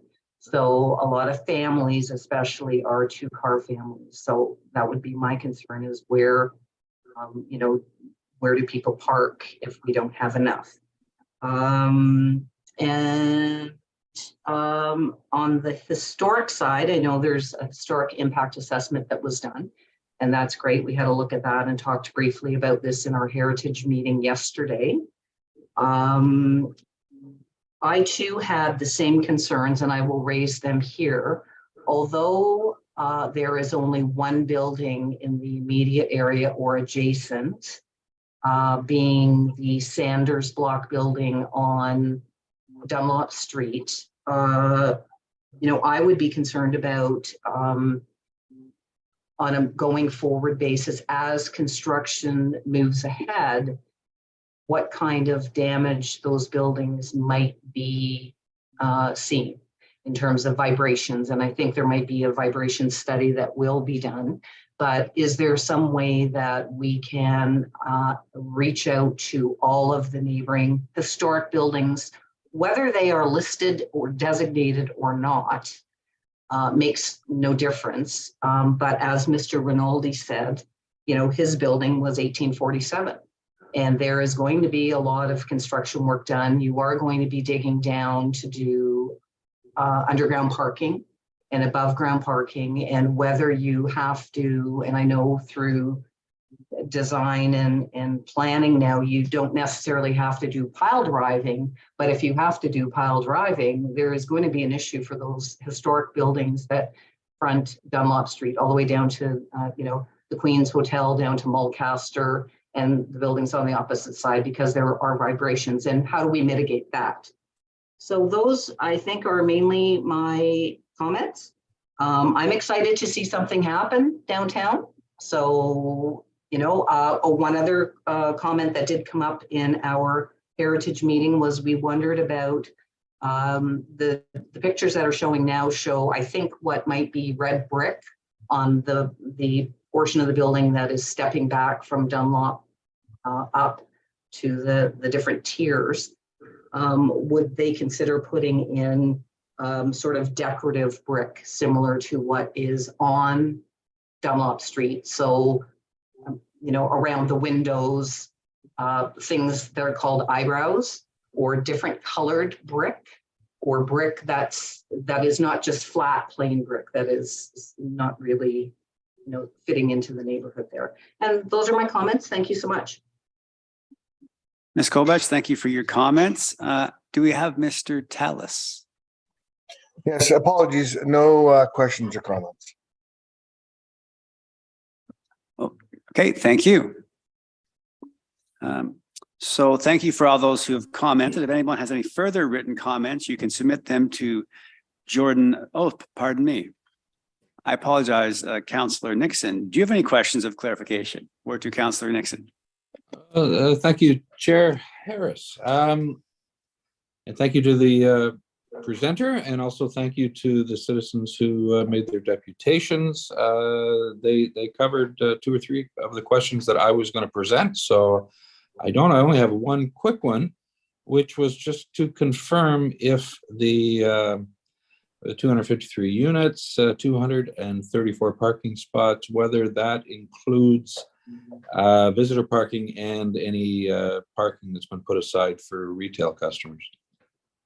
That's the only question I had. Mr. Raffi? Thank you, Councillor Nixon. So the zoning bylaw in Barrie, it's just a standard rate for residential units and visitor units. They're blended together. So the requirement is 1 space per unit. we're proposing 0.92. We haven't fully determined what that differential would be of how many visitor per resident spaces. Typically, we try to increase the number of visitors to the maximum that would be required. Those that are buying a unit in the building or renting in the building, however the tenure ends up being, if there's no parking space, they're going to look for another unit in another building. But those that are coming to visit someone are always going to need a place to park. So we always try and make sure that the visitor parking is always at the highest that it can be. In terms of commercial spaces, the zoning bylaw does not require any parking spaces for commercial. So there would be ample parking throughout the downtown area, but we are looking at potentially utilizing the visitor spaces for commercial parking during the daytime hours when there's less visitors meeting the building. But from a parking perspective, city staff have reviewed, and so far the comments have been positive on the parking rate that's proposed. Thank you very much. And I just want to comment that I do appreciate the look of the red brick. I think it matches the look of the Dunlop Street buildings, and for the first 2 or 3 stories, I think it's a nice touch. And I like the idea that there's going to be retail in there as well. So other than that, thank you very much. Great. Thank you, Councillor Nixon, and thank you again to all those who provided comments. And also, if anyone has any further written comments, you can submit them to Jordan Lambie, Senior Urban Design Planner in the Development Services Department at jordan.lambie@barrie.ca. And that takes us to our third public meeting. And again, if members of the public participating virtually have not yet registered and wish to speak, please email cityclerks@barrie.ca or call 705-797-5353, and staff will send you the information required to participate. I will now call upon Kyle Galvin from Innovative Planning Solutions to provide a presentation concerning the application for a zoning bylaw amendment for lands known as 54 and 76 Ross Street, 61 Wellington Street West, and 150 Toronto Street. Welcome, Mr. Galvin. Thank you, Chair Harris. Good evening, everyone. Thank you for having me. My name is Kyle Galvin.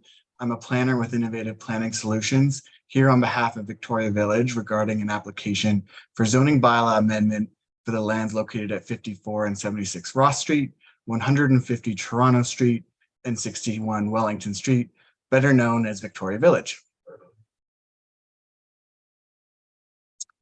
Before I get into the details of the zoning bylaw amendment, I wanted to give a brief history on the vision for Victoria Village. Victoria Village has a rich past in the city of Barrie, with its roots being the site of the original Royal Victoria Hospital.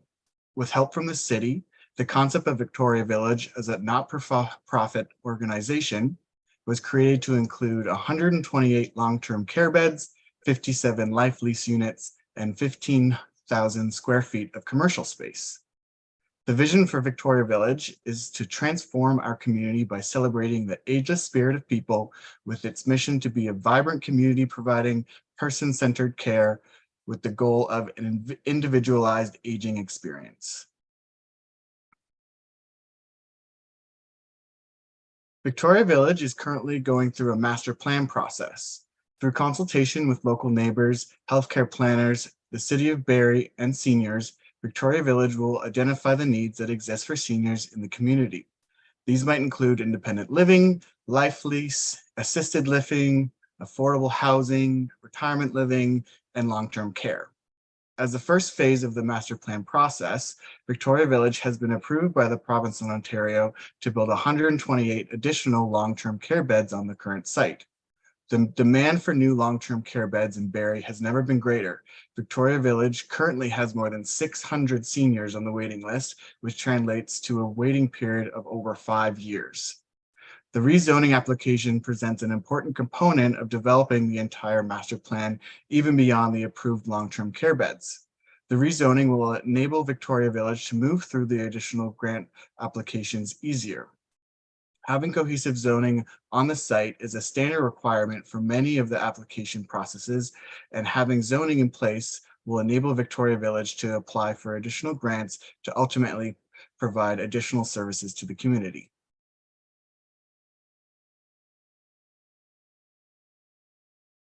Now onto the technical aspects of the zoning bylaw amendment. The subject lands are outlined with the red line on this slide.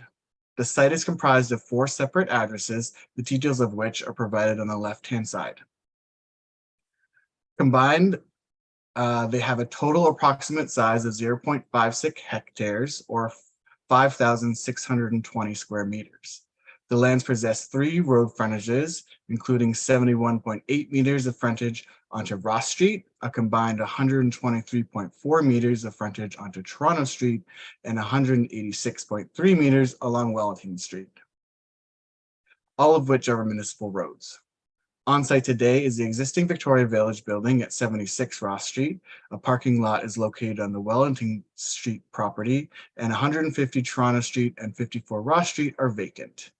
Topography on the site slopes from north to south towards the waterfront.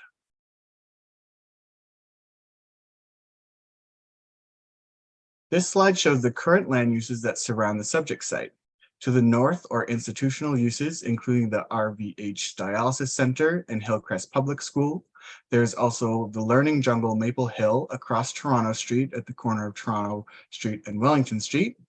Queen's Park is located directly south across Ross Street, and there are also residential uses that surround the block to the east, west, northwest, and south.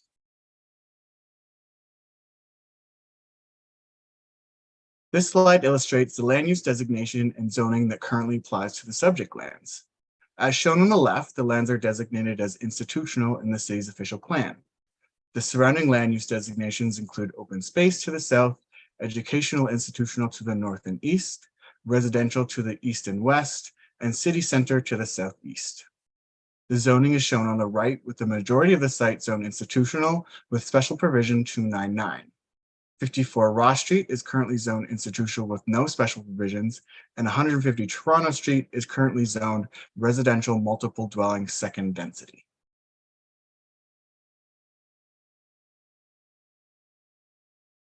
The zoning bylaw amendment seeks to bring the subject site in alignment and would zone them all to the institutional zone with special provision 299.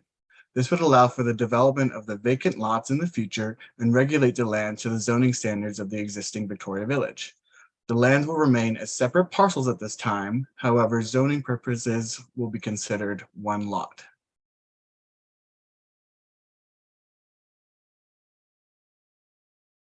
This chart depicts the existing ISP 299 zoning provisions as well as the requested zoning standards. Uses presently permitted in the ISP 299 zone that are above what is generally permitted in the institutional zone include apartment dwellings, retail stores, offices, restaurants, financial establishments, personal service stores, and service stores. In addition to the uses already permitted, the amendment seeks to include low-rise residential uses into the zone. This will facilitate a good transition to neighboring low-rise buildings. The amendment will also seek minor amendments to the setbacks in order to ensure a good design that will fit with the local context and the existing Victoria Village. This slide shows the development content for the potential development on the site. I should premise this by saying this is a very preliminary concept, which is subject to change based on continued consultation with the city, healthcare planners, and neighbors as the master plan is developed. The proposal contemplates a C-shaped building that frames Toronto Street. The building height is limited to the existing building height of Victoria Village. However, it is anticipated that only a portion of the building will use the maximum height.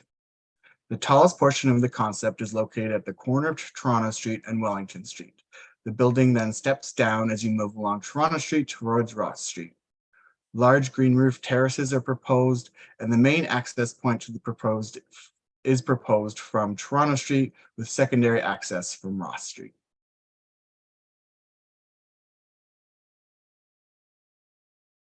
This slide shows a list of studies and drawings that were part of the zoning bylaw amendment submission to the city. I won't go through them all, but they include civil engineering, traffic studies, planning justification, among others.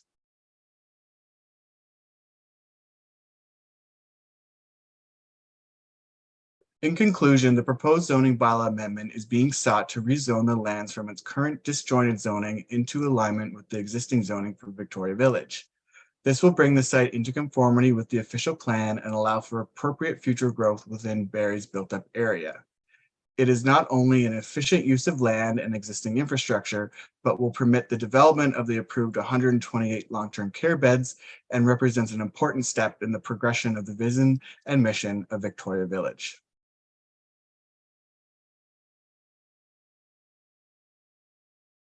Thank you, everyone. I'm happy to answer any questions you may have, and I can bring up any of the previous slides if you want a better look. Great, thank you, Mr. Galvin. At this time, are there any comments from members of the public present in the council chamber? If so, please approach the podium and begin by stating your first and last name and your address for the record. I'm looking at you.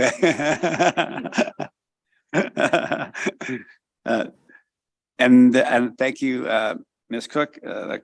There's nobody online. So at this point, I think it's fair to turn it over to, again, our Ward 2 councillor, Councillor Nixon. Do you have any questions of clarification? I do not have any questions. Again, I want to thank Mr. Galvin for his presentation. As everyone knows, there is a very severe lack of long-term care beds and assisted living beds in the city and around the province, and anything that we can do to reduce that, I am all in favor of. And again, thank you for the presentation. Great. Thank you, Councillor Nixon. Thank you again, Mr. Galvin. Again, if anyone has any further written comments, you can submit them to Dana Sudaby, planner in the Development Services Department, at dana.sudaby@barrie.ca. And that brings us to our fourth and final public meeting. And again, if you're participating virtually and not yet registered and wish to speak, please email cityclerks@barrie.ca or call 705-797-5353 and staff will send you the information required to participate. At this point, I will now call upon Tyler Kowal from Innovative Planning Solutions to provide a presentation concerning the application for a zoning bylaw amendment and draft plan subdivision for lands known as 844 Veterans Drive. Welcome, Mr. Kowal. The floor is yours.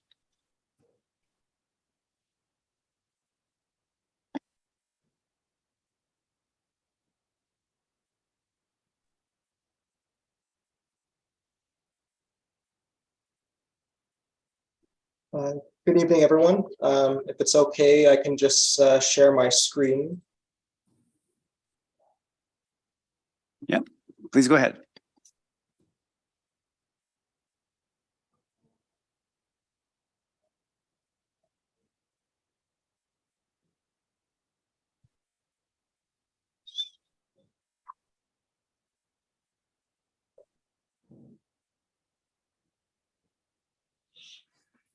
Okay, everyone can see the first slide. Yes. Great. Good evening, everyone. My name is Tyler Kowal, a planner with Innovative Planning Solutions, here on behalf of the applicants, representing their applications for zoning bylaw amendment and draft plan of subdivision at 844 Veterans Drive. The subject lands are outlined in red in the image shown here. They're sited on the west side of Veterans Drive, halfway between Salem Road and McKay Road. The subject property features 79 meters of frontage on Veterans Drive and is 1.53 hectares in size. A portion of the subject lands were recently conveyed to the city for the purposes of a road widening along Veterans. The property is currently occupied by a single detached dwelling, concrete pad, and accessory sheds. The dwelling is not habitable in its current condition and a demolition permit has been issued by the city. Surrounding lands remain largely undeveloped but are under site alteration and possess planning approvals. Development is anticipated shortly due to recently approved draft plan of subdivision applications on neighboring lands to the west and south. The subject site, outlined in red again, is designated residential in the City of Barrie official plan, as shown here. And you can see in the legend there, it is identified through the light, you could call it a light yellow or beige, beige color there. On this slide, as you can see, the lands are centrally located in the Salem Secondary Plan area and specifically within Phase 1. Under the Salem Secondary Plan, the property, again outlined in red, is designated residential area, as seen here. Located in the southernmost portion of the city of Barrie, the subject lands are contained within an annexed area of the city of formerly the town of Innisfil by the city of Barrie annexation. Consequently, the property remains zoned entirely agricultural general or AG under the former town of Innisfil zoning bylaw 05404, as shown, of course, on this slide. And again, the property, you can see it is outlined in red. The proposed draft plan of subdivision seeks to introduce 80 new street townhouse units on a new municipal street running east to west through the site. The townhomes are 4 stories and are intended to be developed as freehold units with the potential for rooftop patios. Each unit is provided 2 parking spaces via a garage and driveway space. The townhouse units will be contained within 10 blocks with 8 units per block, designed to be complementary in character to the draft plan approved lands to the south and west. The subdivision proposes to connect Veterans Drive east with the future development to the west through the new 18-meter wide local street. The proposed development has been designed purposely with no direct residential access to Veterans Drive. And the proposed development will be fully serviced by municipal water, sanitary sewage, and by a future stormwater management pond to the north. The zoning bylaw amendment proposes to rezone the property from the current agricultural general or AG zone under, again, the old Innisfil bylaw to the city of Barrie's neighborhood residential or R5 zone under the current city of Barrie bylaw with 1 special provision requested to that zone. We have reviewed the development plan against the proposed R5 zone and have confirmed compliance with all provisions except for a number of stories. The proposed exception is intended to permit 4-story units where 3 stories is permitted under the R5 zone. This would allow the units to contain rooftop patios, which would be considered the 4-story. So what I mean by that is the units are not necessarily intended to be developed at 4 living floors. It's more so 3 living floors, each 4.5 meters wide, because that's the frontage of the internal units. And then you'd call it the 4-story per the bylaw would be the enclosed rooftop structure, including staircase that provides access to walkout patios on the top of that 3rd floor. Consequently, hence why we need that exemption for the 4-story provision. Now, in support of the applications, the following plans and reports have been prepared and submitted by our team of consultants. These documents are currently under review by the city. Additionally, the subdivision would be subject to detailed design following draft plan approval and, of course, following that building permit. From a planning policy perspective, the proposal provides appropriate residential growth in the Salem Secondary Plan area, which is compatible to the adjacent draft approved subdivision. It also supports greenfield density targets of 50 units per hectare across Barrie and 50 persons per hectare in the Salem Secondary Plan area. Now, for reference, our development does provide a density of 52.3 units per hectare. It also proposes or will contribute to a mix of housing types in the city, providing alternatives to single detached dwellings and introduces much needed housing stock at a time when the cost of homeownership is increasing and is on the rise rather quickly. The proposed new street provides neighborhood connectivity via, and the development achieves a transit supportive density as well, because it is located on a future transit corridor. As I do understand, the city of Barrie is looking to extend transit services along Veterans Drive. And lastly, the development will be serviced with full municipal water, sanitary, and storm infrastructure, and supports the financial viability of their long-term maintenance once those services are available. In summary, the application proposes a draft plan of subdivision for 80 4-story street townhouse units within the Salem Secondary Plan area. A concurrent application for zoning bylaw amendment seeks to rezone the lands to the appropriate R5 residential zone. The applications facilitate the development of underutilized lands in an area designated for growth and development. The proposal will seamlessly connect to and integrate with the adjacent approved subdivision, forming part of a future neighborhood. And for these reasons, the applications and proposed development do comply with all levels of planning policy, and therefore we believe represent good planning. Now, this concludes my presentation. At this point, I'll be happy to take any questions or comments you might have at this time. Thank you. And thank you, Mr. Kaywell. At this point, are there any comments from members of the public present in the council chamber? Not seeing anyone. And there's nobody online. Okay, well, that can then move us to our Ward 7 Councillor Gary Harvey. Do you have any questions of clarification? Yeah, thank you, Chair Harris. Thank you for your presentation, and I'm actually happy, believe it or not, to see height and density coming into the annex land. So that won't be a discussion on this particular one. I guess the only few questions I have, and it's probably more directed to staff, and I'm not necessarily expecting an answer tonight.